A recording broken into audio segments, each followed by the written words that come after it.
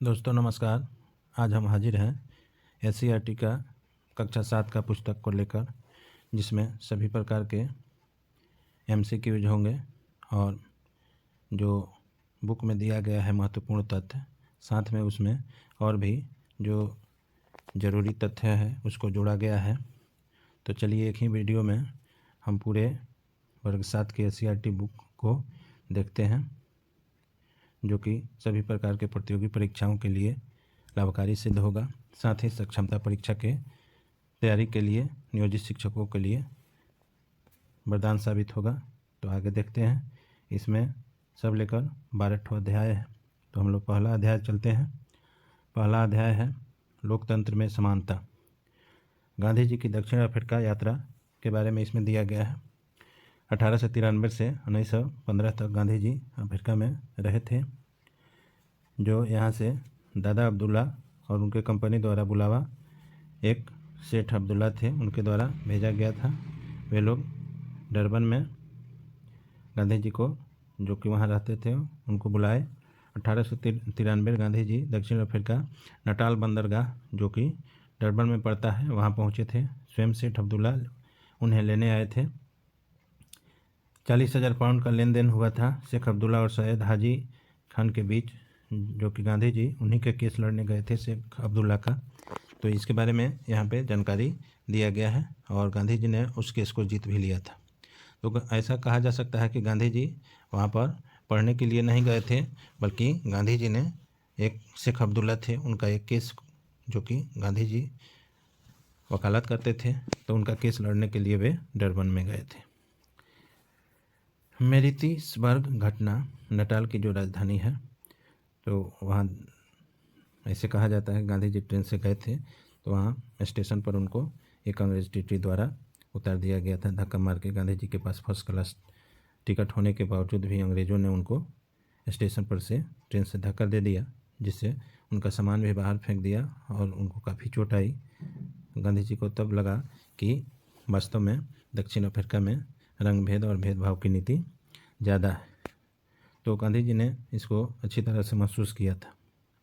उसके बाद आता है मिड डे मील प्लान, जो कि आजकल पीएम पोषण योजना के नाम से जाना जाता है। इसका शुरुआत एमडीएम का शुरुआत 15 अगस्त 1995 ईस्वी को हमारे देश में हुआ और 2021 में इसका नाम बदलकर पीएम पोषण योजना रख दिया गया। तो यह भी परीक्षा में पूछ सकता है कि पीएम पोषण योजना एमडीएम का कब नाम बदलकर रखा गया, तो वह 2021 में रखा गया। उसके बाद है नागरिक अधिनियम आंदोलन, सिविल राइट मूवमेंट, अमेरिका के बारे में दिया गया है, जिसका शुरुआत 1 दिसंबर 1955 को हुआ था। इसका उद्देश्य था अफ्रीकी अमेरिकी लोगों के खिलाफ नक्सलीय भेदभाव खत्म करना, दक्षिण देश में मतदान अधिकार पुनः स्थापित करना। यह घटना है 1 दिसंबर 1955 का। रोजा पार्क्स अमेरिका में अपनी यात्रा के दौरान श्वेत के आरक्षित सीट पर बैठ गई और गोरे व्यक्ति को सीट नहीं दी, जिसके कारण रोजा पार्क्स को गिरफ्तार कर लिया गया, जिससे अफ्रीकी और अमेरिकियों के बीच में व्यापक आंदोलन हुआ। तो यह कारण वहाँ पर यह भेदभाव था।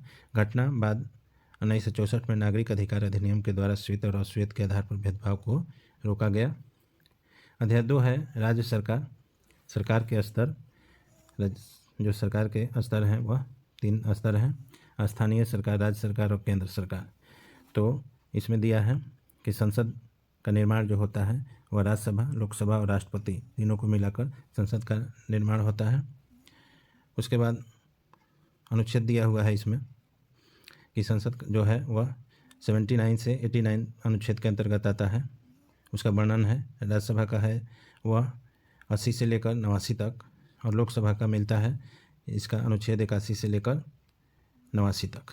उसके बाद है विधानमंडल का अनुच्छेद 168 में वर्णन है, विधान परिषद का 169 में वर्णन है और विधानसभा का 170 वर्णन है। तो वह अनुच्छेद देखेंगे तो यह पूरी तरह से पता चल जाएगा। आगे बढ़ते हैं। प्रत्येक राज्य कई विधानसभा क्षेत्रों में बटे होते हैं।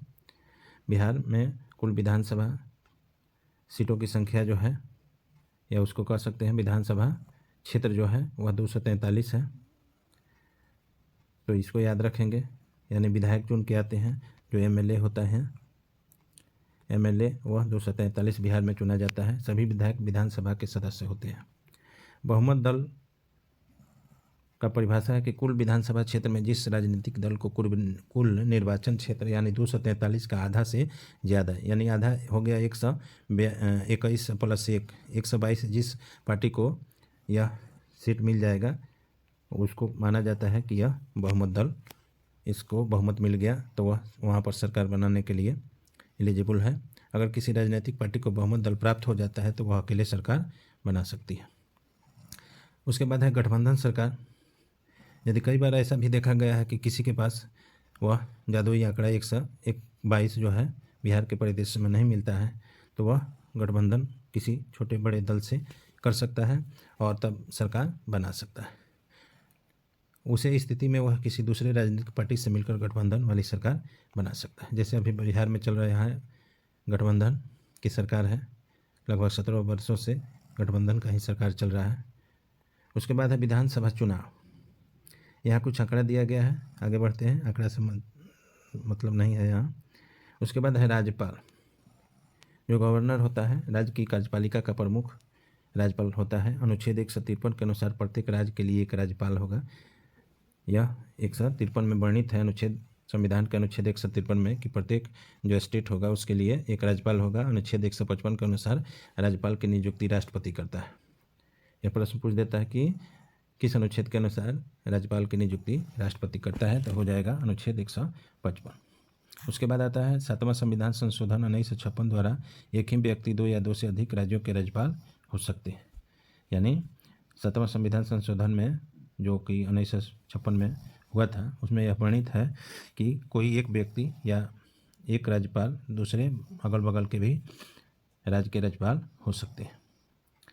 राज्यपाल के लिए जो योग्यता निर्धारित किया गया है भारतीय संविधान में, वह पहला योग्यता है कि वह भारत का नागरिक हो, उनका उम्र 35 वर्ष हो, किसी भी सदन का सदस्य न हो।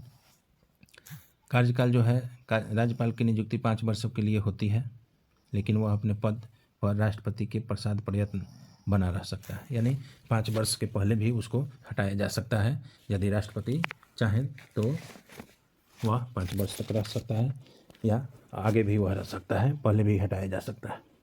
शपथ जो होता है राज्यपाल का, वह राज्यपाल का शपथ राज्य के हाई कोर्ट के मुख्य न्यायाधीश के द्वारा दिलाया जाता है। यानी जहाँ के जिस स्टेट के राज्यपाल होंगे वहाँ के हाई कोर्ट के मुख्य न्यायाधीश के द्वारा राज्यपाल को शपथ दिलाया जाता है। उसके बाद है नियुक्तियाँ। यह राज्यपाल जो होते हैं, मुख्य सचिव, महाधिवक्ता, राज्य लोक सेवा आयोग के अध्यक्ष एवं सदस्य, राज्य लोक सेवा के सदस्यों को राष्ट्रपति के द्वारा हटाया जा सकता है और नियुक्तियां यह राज्यपाल कर सकता है। उसके बाद आता है इंडियन पॉलिटी, राज्यपाल की शक्ति और कार्य। तो राज्यपाल का कौन कौन सा शक्ति है, कार्य है। राज्यपाल राज्य का संवैधानिक प्रमुख होता है। राज्य के समस्त कार्यपालिका कार्य राज्यपाल के नाम से किया जाता है। राज्यपाल मुख्यमंत्री तथा मुख्यमंत्री की सभा से उसकी मंत्रिपरिषद के सदस्यों को नियुक्ति करता है। राज्यपाल राज्य के विश्वविद्यालयों का कुलाधिपति होता है। जितने भी यूनिवर्सिटी होते हैं, विश्वविद्यालय होते हैं, उस सब का कुलाधिपति जो होता है राज्यपाल होता है। आगे है अनुच्छेद 213 में राज्यपाल अध्यादेश पारित करता है। अनुच्छेद 161 क्षमादान की शक्ति है, किसी अपराधी को वह क्षमादान दे सकता है। अनुच्छेद 163 के अनुसार राज्यपाल को मंत्रिपरिषद से सलाह एवं सहायता की शक्ति प्रदान है।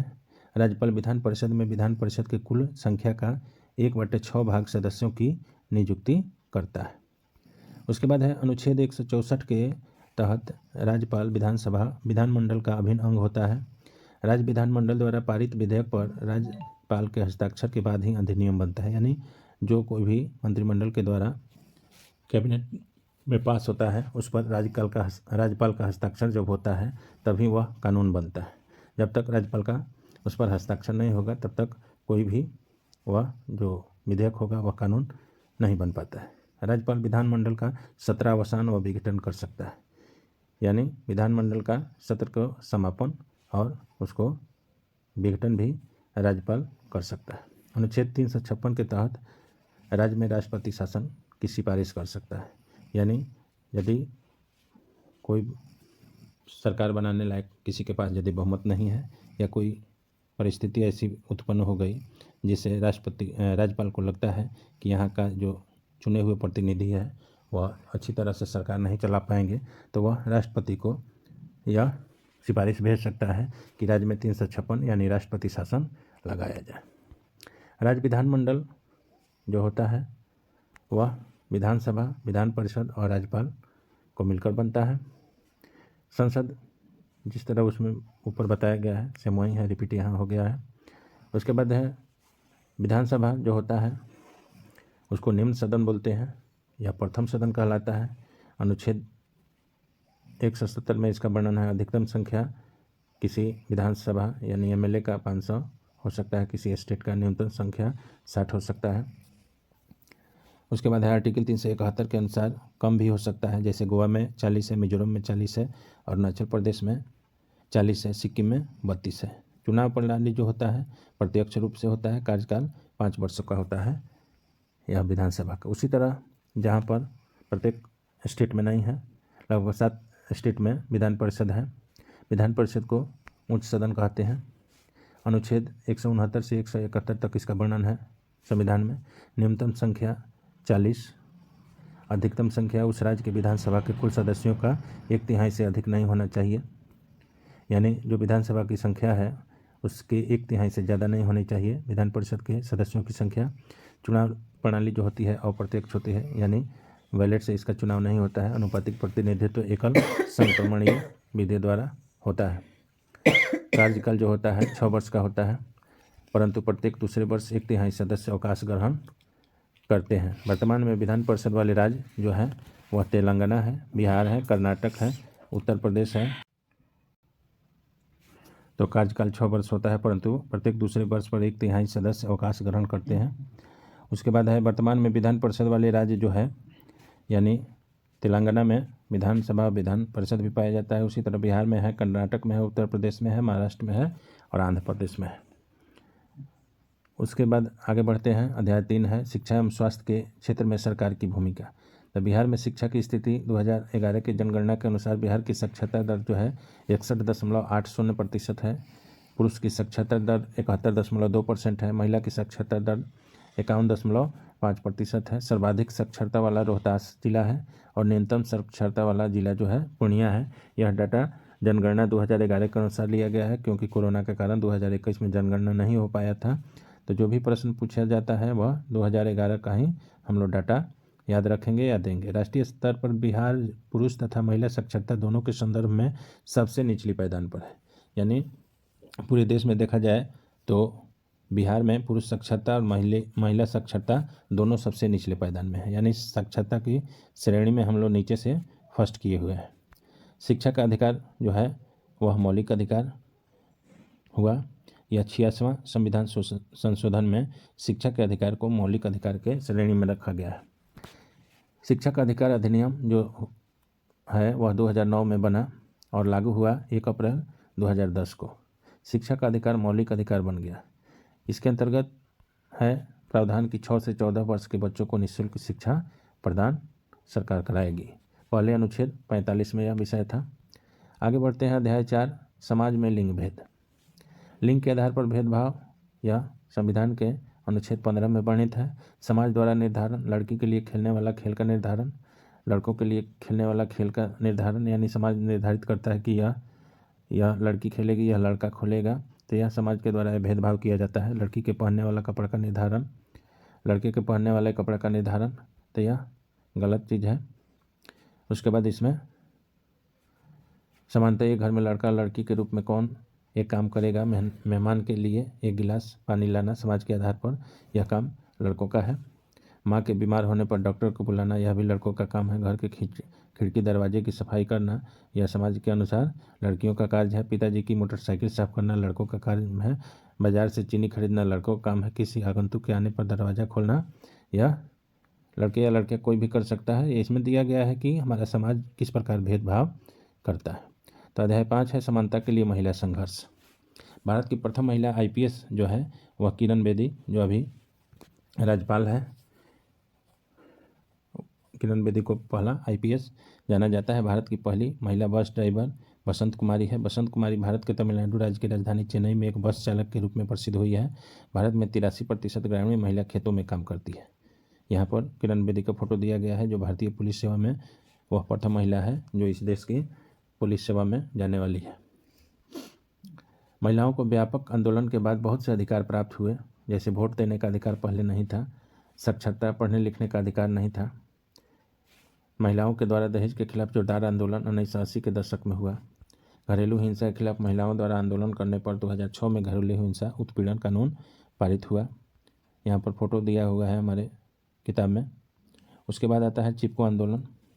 चिपको आंदोलन का शुरुआत जो हुआ 1973 में चमोली जिला उत्तराखंड में जो है, इसमें पेड़ों की कटाई जो अंधाधुंध तरीके से हो रही थी उस पर लोगों रोक लगाने के लिए वहाँ के गांव के लोग, महिलाएं पेड़ों को पकड़ ली और चिपक के खड़ी हो गई, तो इसको चिपको आंदोलन बोला जाता है।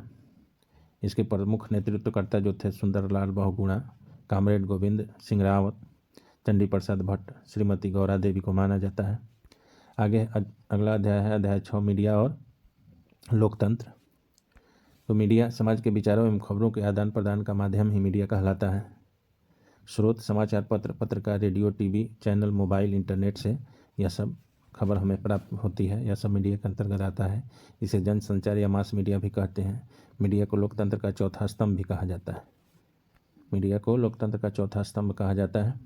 मनरेगा यह एक भारत सरकार का योजना है जिसका पूरा नाम है महात्मा गांधी राष्ट्रीय ग्रामीण गारंटी योजना।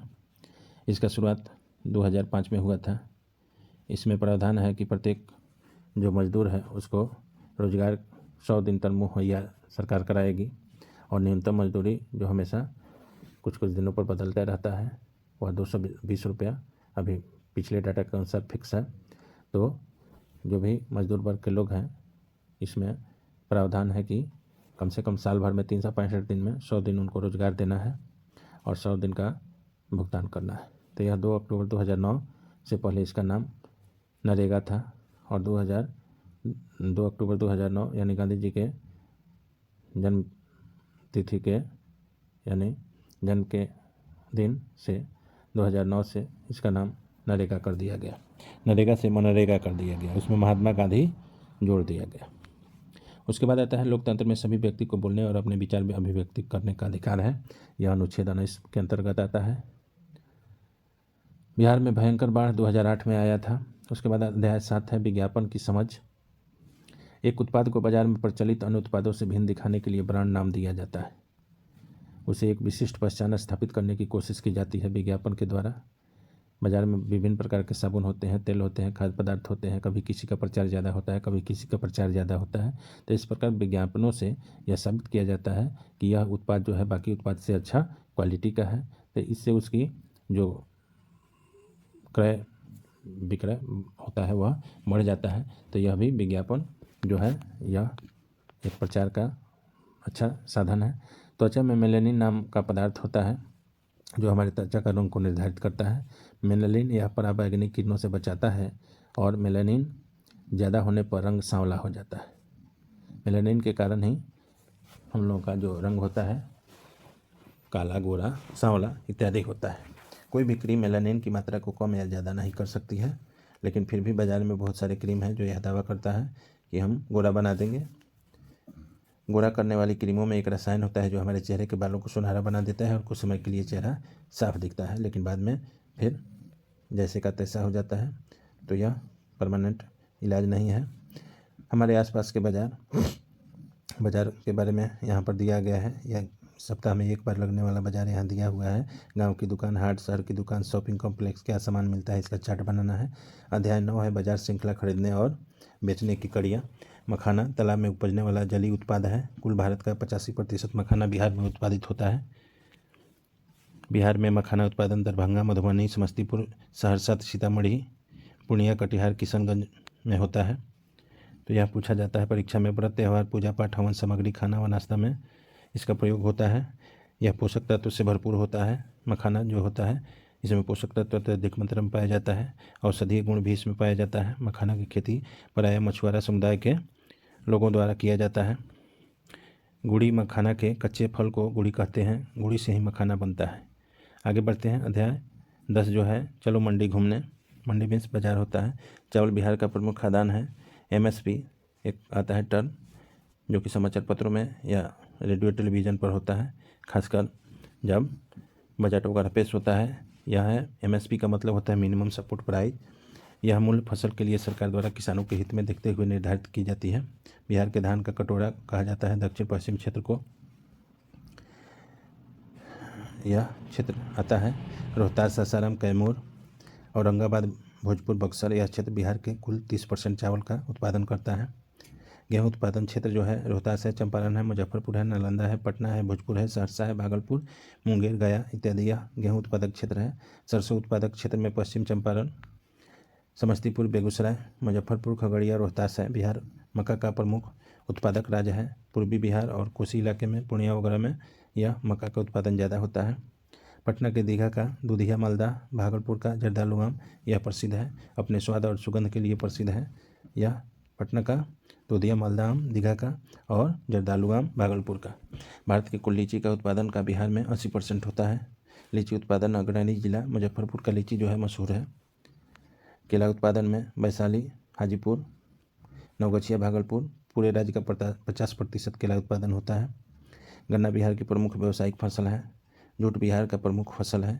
जूट का उत्पादन पूर्णिया, किशनगंज, कटिहार जिलों में सबसे ज़्यादा होता है। पूर्णिया में गुलाब बाग जूट की बहुत बड़ी मंडी है।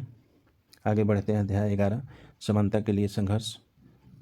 तो दोस्तों अभी तक हमारे चैनल पर बने हुए हैं तो जो सब्सक्राइब नहीं किए हैं सब्सक्राइब कर लें। बाकी लोग लाइक करें, कमेंट्स करें और अपने मित्रों को शेयर करें जिससे ज़्यादा से ज़्यादा दूसरे को भी लाभ मिल सके। तो आइए आगे बढ़ते हैं। यह अध्याय 11 के अंतर्गत आता है गंगा बचाओ आंदोलन। शुरुआत 1998 कानपुर में राम रोता द्वारा किया गया था। फरक्का बांध गंगा नदी पर है। जीने के न्यूनतम आधारों की समाप्ति से ग्रस्त मछुआरों के द्वारा अपने हक के लिए संघर्ष का ऐलान 1982 में कहलगांव कागजी टोला किया गया।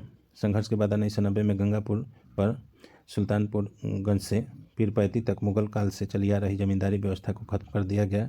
1998 में सरकार के द्वारा राज्यों से जल कर हटा दिया गया। उसके बाद है ज्योतिबा फुले ने सत्यशोधक समाज के बैनर तले दलित जातियों के उत्थान के लिए प्रभावकारी आंदोलन किया। विनोबा भावे भूदान आंदोलन पूछता है परीक्षा में, भूदान आंदोलन के द्वारा शुरू किया गया था। तो यह हो जाएगा विनोबा भावे के द्वारा भूमि किसको भूमि दिलाने का समर्थन प्राप्त हुआ।